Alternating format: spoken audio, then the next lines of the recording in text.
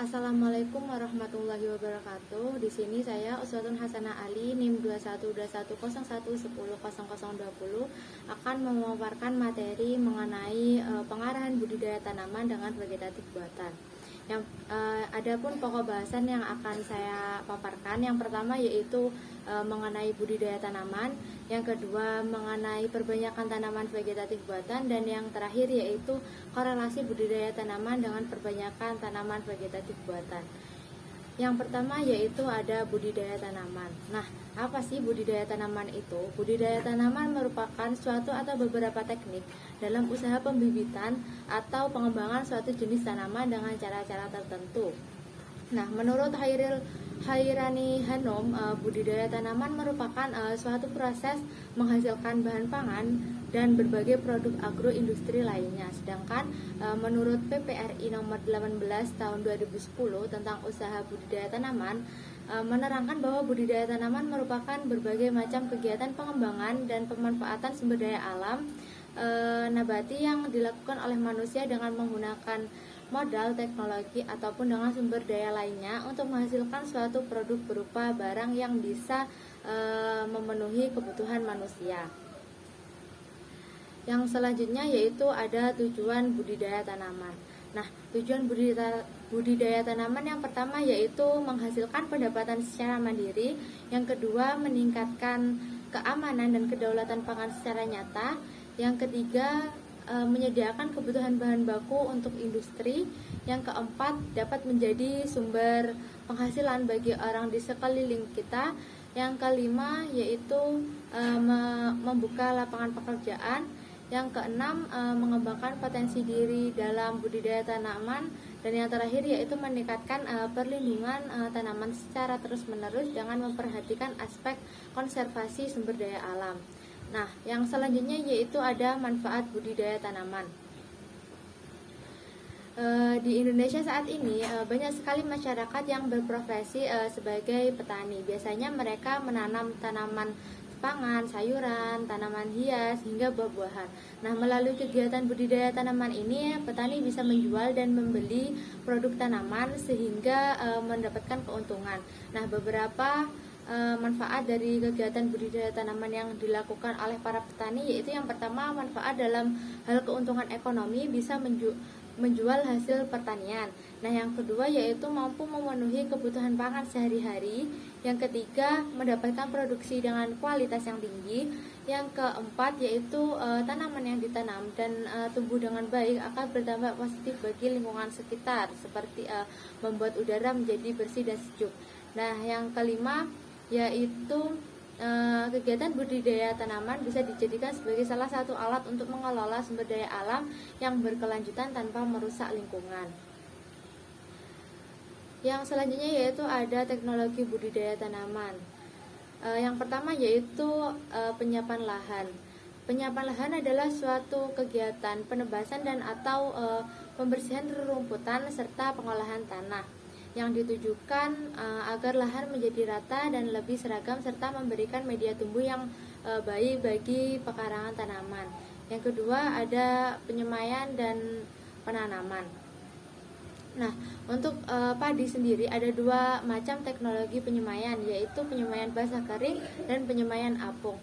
Penyemaian basah kering yaitu penyemaian yang dilakukan di tempat kering yang letaknya agak tinggi seperti di tepi rawa atau pematang, dan setelah berumur 10 hari kemudian dipindahkan ke tempat yang basah. Nah, sedangkan penyemaian apung yaitu penyemaian yang dilakukan pada rakit batang pisang yang telah diberi lumpur dan diikat pada suatu tempat agar tidak terbawa air rawa.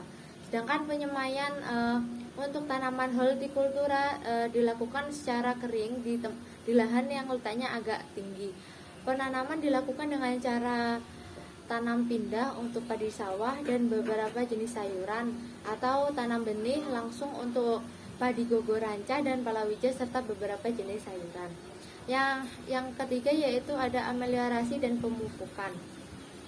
Ameliorasi dan pemupukan ini sangat diperlukan untuk meningkatkan hasil tanamannya. Takaran bahan ameliorasi dan pupuk ini diperlukan sangat tergantung pada tingkat kesuburan tanah dan varietas yang ditanam, sehingga untuk pemberian pupuk yang tepat dan efisien sebaiknya dilakukan uji tanah di setiap wilayah pengembangan. Yang keempat yaitu ada pengendalian UPT. Gulma atau rerumputan di lahan lebak tumbuh subur dan berkembang cepat. Pengendalian gulma dapat dilakukan dengan penyiangan atau dengan aplikasi herbisida efektif maupun kombinasi keduanya.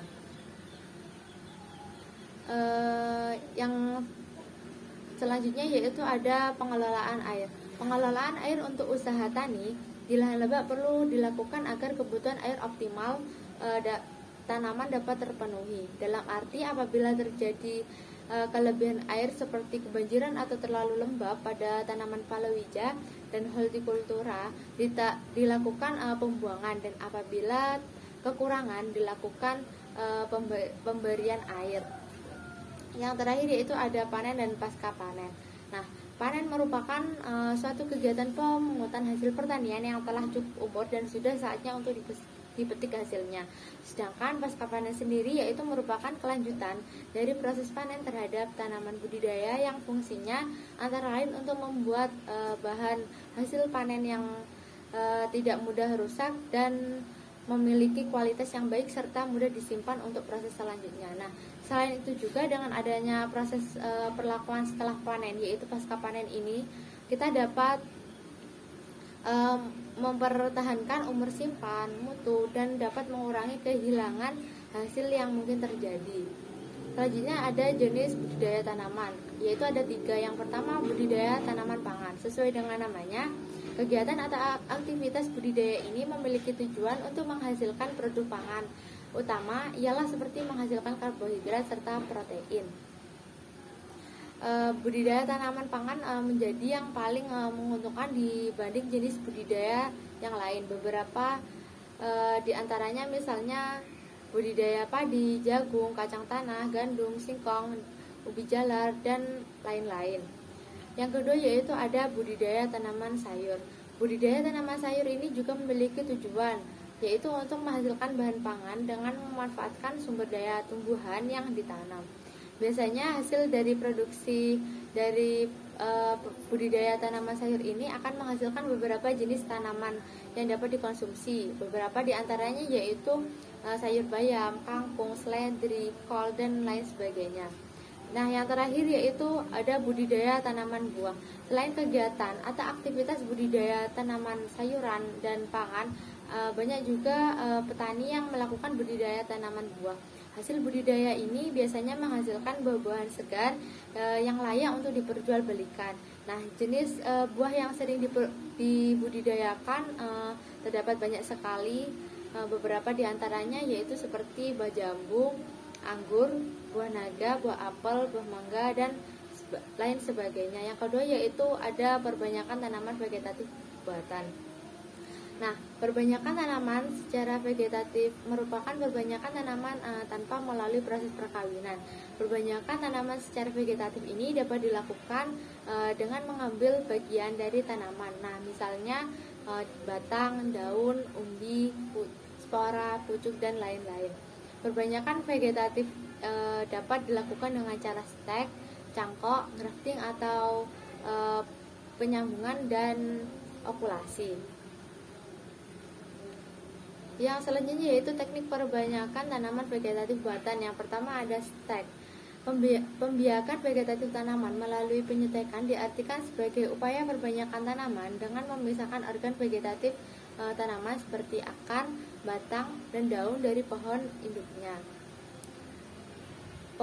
Potongan bahan perbanyakan disebut sebagai stek, kemudian ditanam pada medium tumbuh agar terbentuk akar dan kemudian tunas. Nah, ada juga keuntungan dari teknik stek ini sebagai berikut. Yang pertama yaitu diperoleh tanaman yang memiliki karakter identik dengan pohon induknya.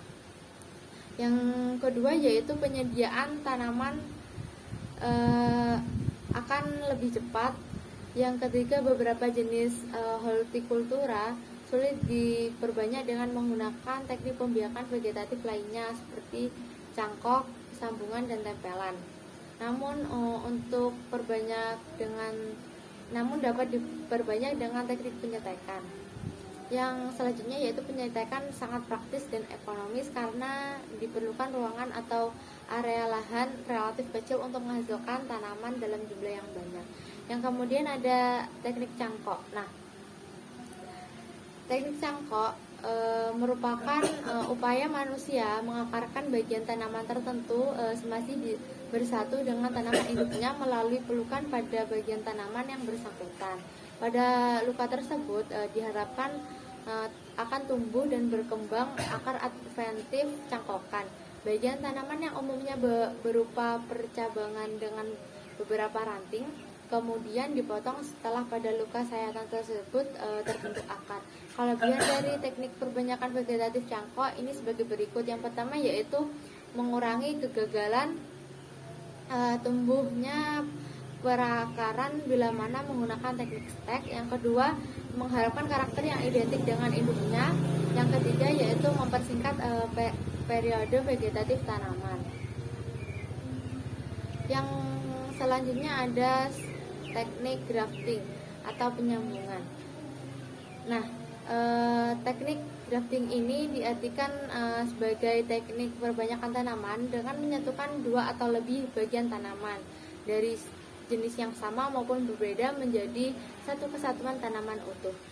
Penyambungan dapat dilakukan dengan mempersatukan dua atau lebih tanaman melalui penyambungan bagian tanaman yang berukuran cukup besar atau mengandung lebih dari satu mata tunas atau berupa potongan ranting ataupun hanya menyambung satu buah mata tunas.